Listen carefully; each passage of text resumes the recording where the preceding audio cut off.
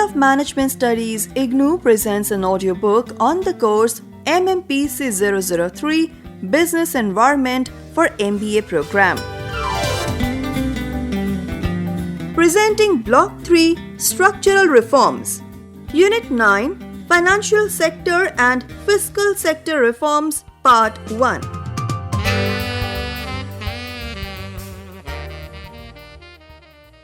After completing this unit, you should be able to review the major reforms introduced in the financial and fiscal sector during and after 1991, discuss reforms in the banking and insurance sector, and discuss tax reforms introduced in India in recent times.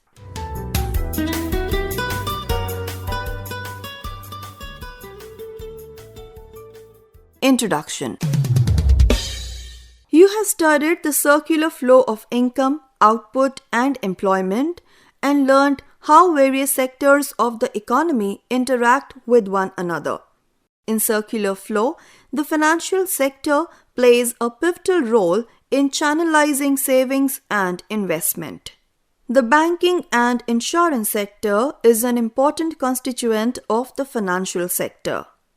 You must have noted that even after so many decades of India's independence, large chunk of the population is not covered by formal banking and insurance services. Due to the dearth of these services, the social security of the citizens is threatened and they have to be dependent on non-institutional sources of credit or finance, which is exploitative.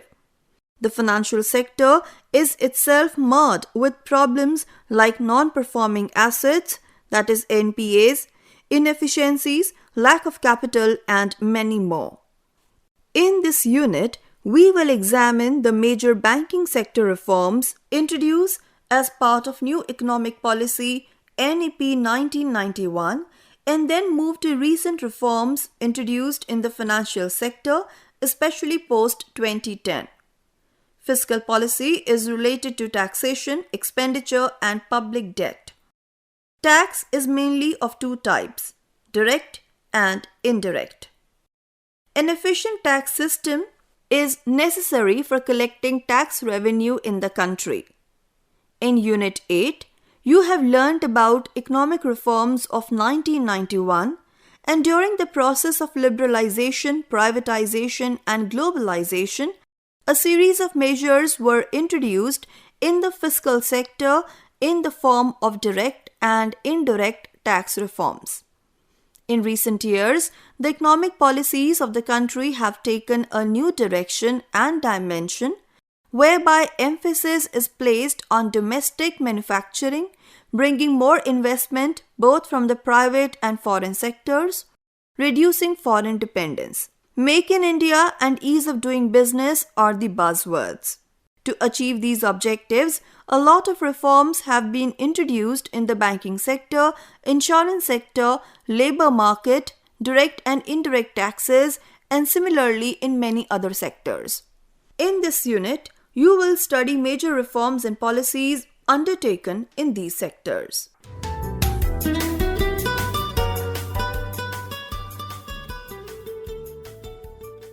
Banking Sector Reforms 1991.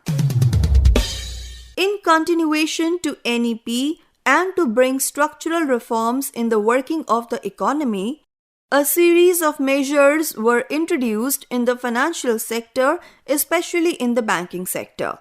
In 1991, the Government of India set up the Narasimhan Committee to examine all aspects relating to the structure, functioning, organization, and procedure of the financial system to remodel these institutions for raising the overall efficiency. Narasimhan Committee 1991. Narasimhan Committee was set up in 1991 to analyze the falling efficiency of the Indian banking sector and then recommended certain reforms to revive the banking sector.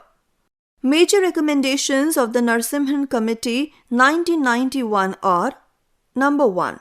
The committee felt that the present structure was too rigid and inflexible, so it proposed the deregulation of the interest rate structure and said that the interest rate should be determined by market forces. Number 2, re-examination of direct credit program and to include small and marginal farmers, tiny industrial sector and weaker sections.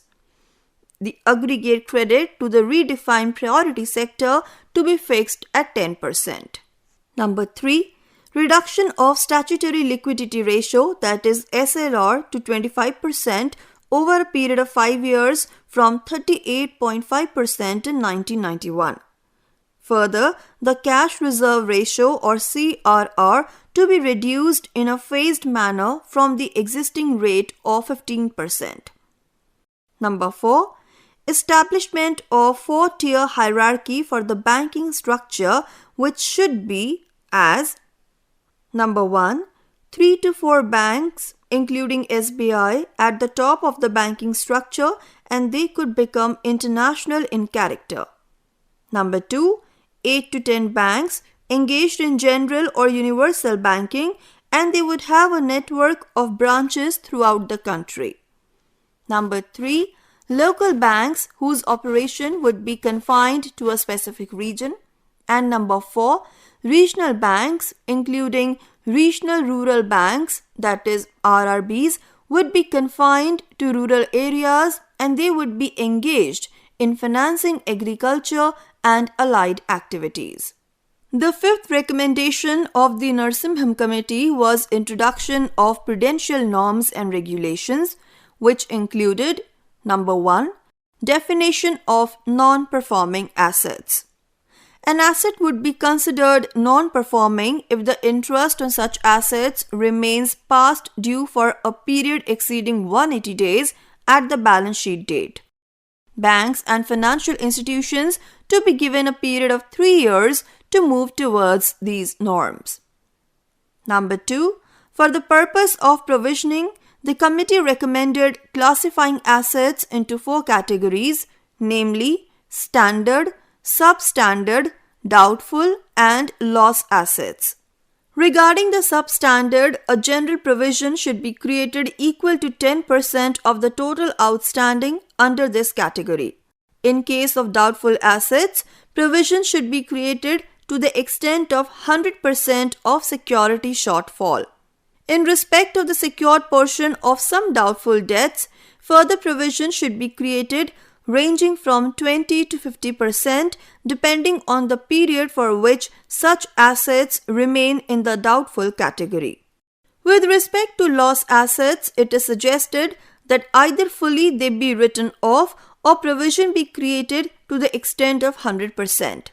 The committee also suggested that a period of 4 years should be given to the banks and financial institutions to conform to those provision requirements. And number 3, banks and financial institutions should achieve a minimum of 4% capital adequacy ratio by March 1993, of which Tier 1 capital should not be less than 2%. Sixth recommendation is that an asset reconstruction fund, that is ARF, to be established for the recovery of loans. This fund would take a portion of the bad and doubtful debts of the banks at a discount. Number 7, to end the duality of control, and RBI should be the primary agency for the regulation of the banking system. Number 8, to provide autonomy to the banks, the chief executive of the bank should be appointed based on professionalism and integrity and not on political consideration. Number 9, banks can access the capital market and issue of fresh capital to the public through the capital market. The Banking Companies, that is Acquisition and Transfer of Undertaking Act, was amended so that banks can raise capital through public issues, but to the condition that the holding of central government would not fall below 51% of paid-up capital. Number 10. Setting up of new private sector banks if they conform to the requirement of minimum startup capital and other requirements. Further, there should not be any differential treatment between public and private sector banks. And number 9, opening of foreign banks to open offices in India either as branches or as subsidiaries. Narasimham Committee 2, 1998.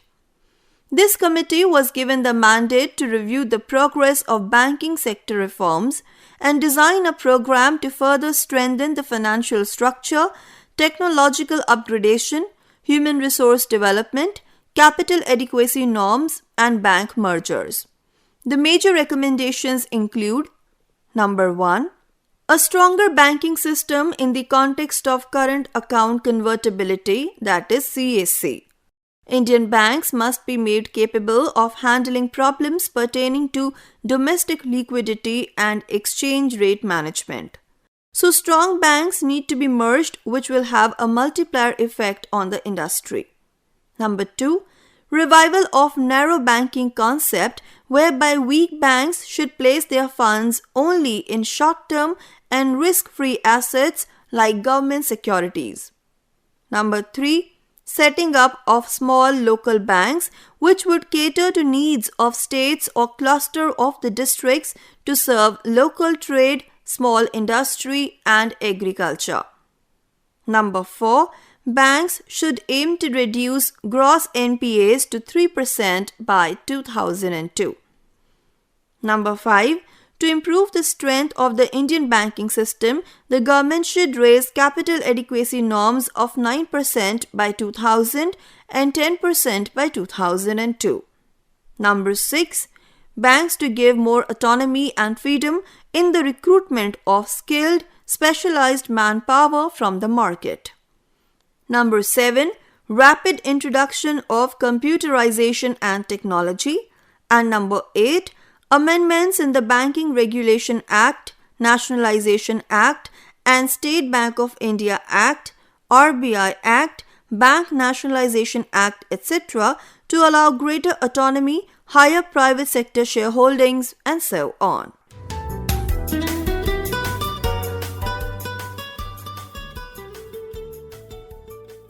Reforms in financial sector.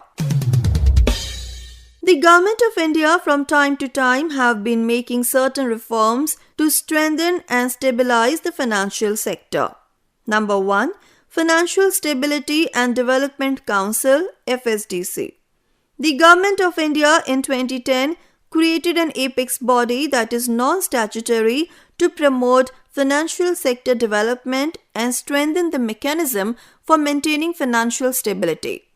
The regulator is entrusted with the responsibility to maintain macroprudential supervision in the country, inter-regulatory coordination, and financial development issues.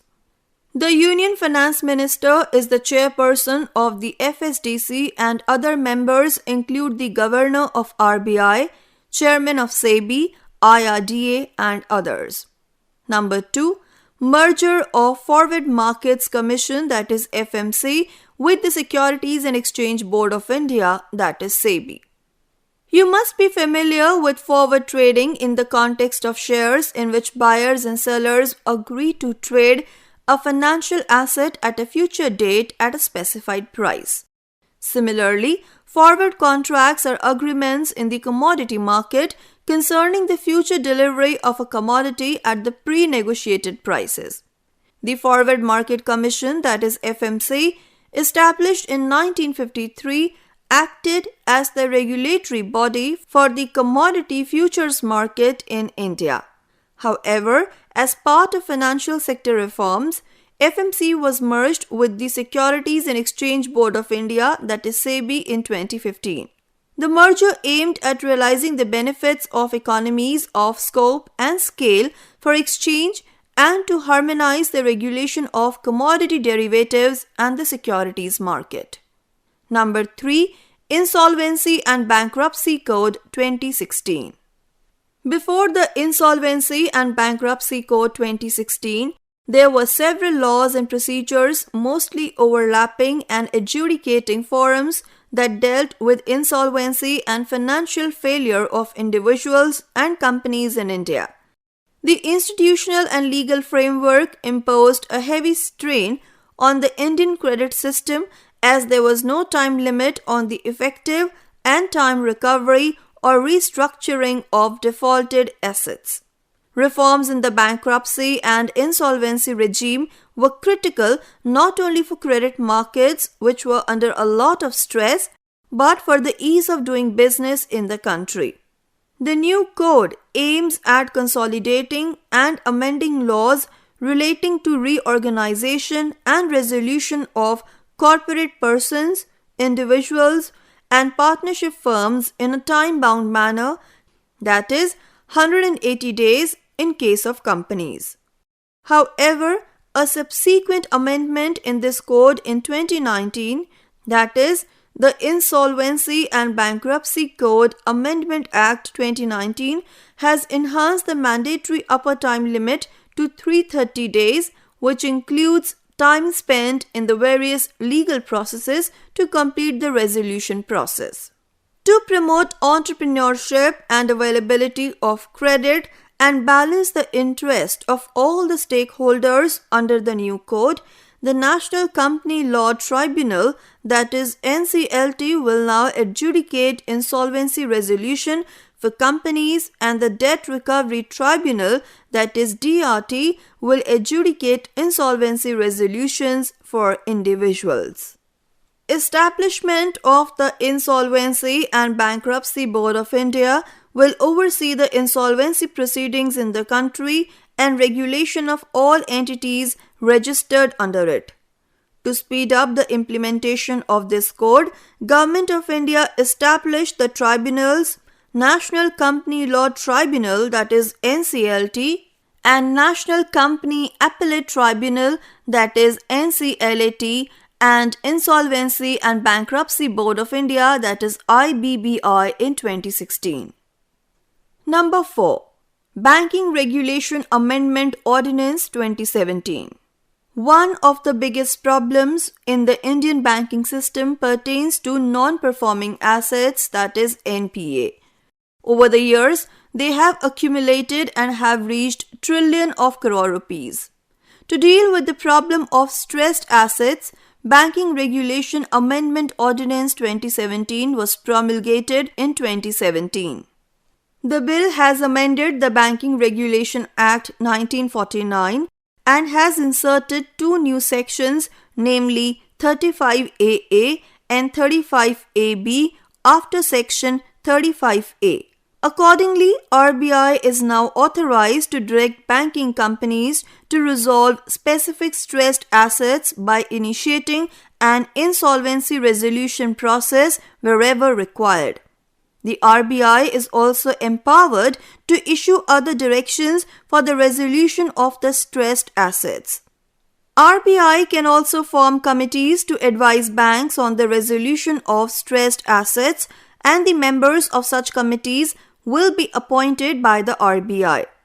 The ordinance enabled RBI to deal with NPAs quickly.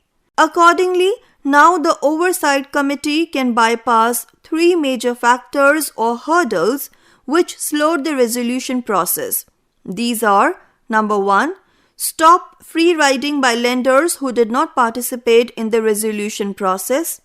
Number 2, compliance after an agreement has been sealed. And number 3, certify the process to alleviate fears of future investigations. And the last is the Banking Regulation Amendment Act 2020.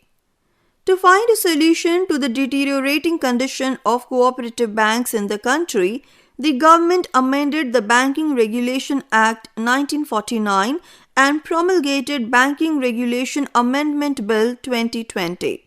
The major objective is to bring cooperative banks under the supervision of the RBI. After placing the bank under a moratorium, RBI can prepare a scheme for reconstruction or amalgamation of the bank. This is done once the RBI is satisfied that such an order is necessary to protect the interest of the depositors and the public of the banking system.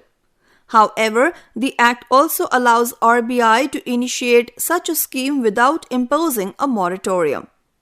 The cooperative bank can now issue equity shares, preference shares, or special shares to its members or to any other person residing within its area of operation. They can also issue unsecured debentures or bonds with a maturity of 10 years or more to such a person with the prior approval of RBI. No person can demand payment towards the surrender of shares that are issued by a cooperative bank. The RBI may exempt a cooperative bank or a class of cooperative banks from a certain provision of the Act through notification. The cooperative banks cannot employ someone who is insolvent or has been convicted of a crime. The RBI has the power to remove the chairperson if he or she is not fit for the position and can appoint another person as the chairperson. Cooperative banks cannot make loans or advances on the security of their own shares. They cannot grant unsecured loans or advances to their directors or to private companies where the bank's director or chairperson is an interested party. The Act has specified certain conditions under which unsecured loans or advances may be granted, and it specifies how these loans may be reported to RBI. The cooperative banks without prior approval of RBI cannot open a new place of business or change their location outside the city, town, or village in which it is currently located. This Act does not apply to primary agricultural credit societies, that is PACS, and cooperative land mortgage banks.